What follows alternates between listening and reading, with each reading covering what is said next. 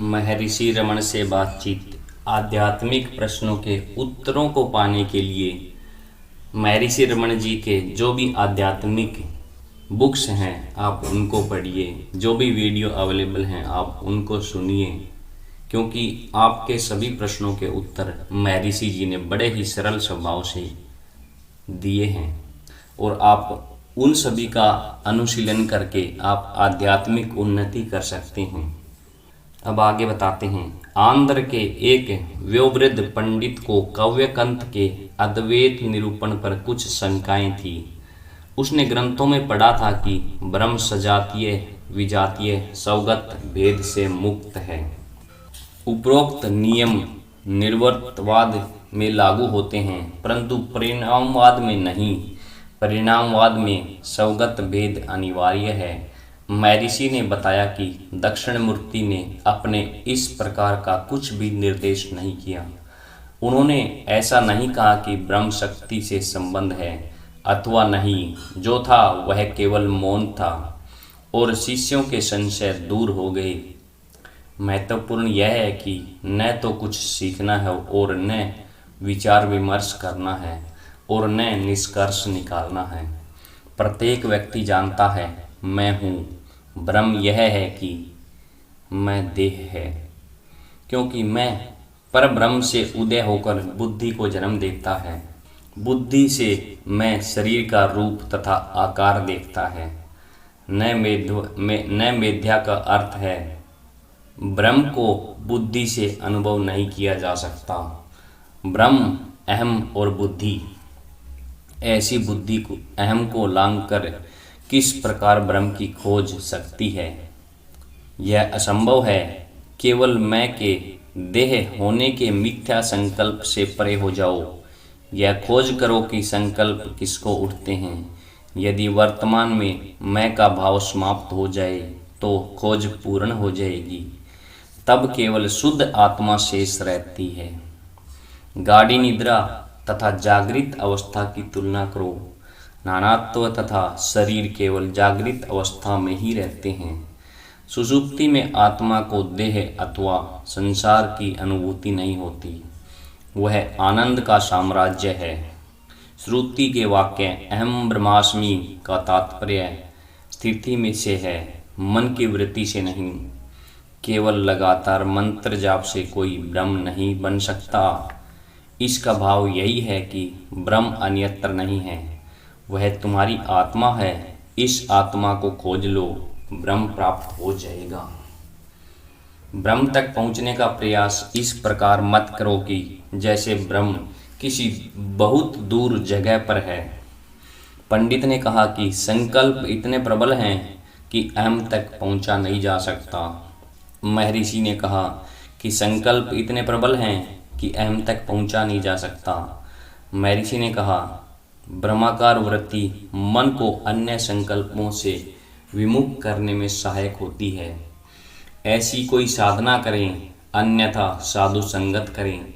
साधु ने पहले से ही मन पर विजय प्राप्त कर ली है तथा शांति में स्थित है। उसका सामीप्य अन्य व्यक्तियों में भी ऐसी अवस्था लाने में सहायक है, अन्यथा साधु संगत का क्या लाभ है। देहो अहम, मैं देह हूँ सीमा निर्धारण है और सारी अधम तथा स्वार्थपूर्ण क्रियाओं एवं वासनाओं का मूल है। ब्रह्म अहम, मैं ब्रह्म हूँ सीमा से परे जाना है एवं करुणा, दान, प्रेम आदि का सूचक है, जो कि देवी एवं सात्विक गुण है। भक्त, एक गृहस्थ के मोक्ष की क्या संभावना है? महर्षि, तुम ऐसा क्यों समझते हो कि तुम गृहस्थ हो? यदि तुम सन्यासी होकर बाहर जाओ तो यह विचार बार बार तुम्हारी स्मृति में आएगा कि तुम सन्यासी हो।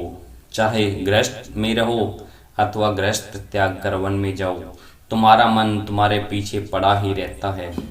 अहम भाव, देहाभिमान भी संकल्पों का मूल है। यही देह तथा संसार की सृष्टि कर तुम्हें गृहस्थ होने का भान कराता है। यदि तुम संसार से विरक्त हो जाओ तो गृहस्थ के स्थान पर सन्यासी का संकल्प उत्पन्न हो जाएगा। परिवार के स्थान पर वन का वातावरण पर मानसिक बाधाएं सदैव ही यथावत बनी रहेंगी। नए वातावरण में वे बढ़ भी सकती हैं। वातावरण का परिवर्तन सहायक नहीं होता, बाधा मन की है, इसे जीतना होगा, चाहे घर में हो या जंगल में। यदि तुम इसे जंगल में जीत सकते हो तो घर में क्यों नहीं। इसलिए वातावरण को क्यों बदलते हो। तुम किसी भी वातावरण में हो, तुम इसी क्षण से प्रयास कर सकते हो। वातावरण तुम्हारी इच्छा अनुसार तुम्हारा परित्याग नहीं करेगा। मुझे देखो, मैंने घर छोड़ा, अपने आप को देखो, तुम घर का वातावरण छोड़कर यहाँ आए हो। यहाँ तुम क्या देखते हो। तुम्हारे घर के वातावरण से क्या यहाँ कुछ भिन्न है। कोई व्यक्ति वर्षों तक निर्विकल्प समाधि में लीन होने के बाद भी जब उससे बाहर आता है तो वह अपने को उसी वातावरण में पाएगा जो कि उसे मिलना अनिवार्य है। इसी कारण आचार्य शंकर ने अपनी सर्वोत्तम कृति विवेक चूड़ामणि में निर्विकल्प समाधि की अपेक्षा सहज समाधि को प्राथमिकता दी है। मनुष्य को प्रत्येक वातावरण के मध्य में सहज समाधि अथवा अपनी मूल अवस्था में रहना चाहिए।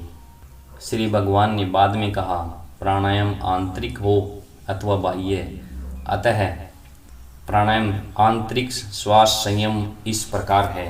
ना हम चिंता, मैं देह नहीं हूँ। रेचक है श्वास को बाहर निकालना। को हम, मैं कौन हूँ।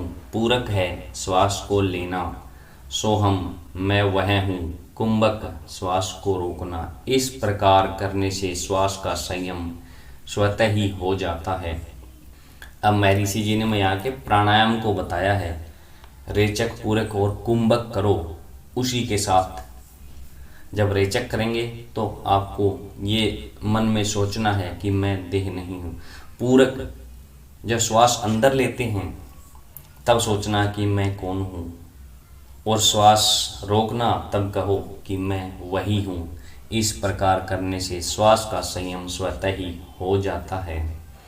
बाह्य प्राणायाम, बाहरी संयम उसके लिए हैं जो मन पर नियंत्रण रखने में असमर्थ हैं।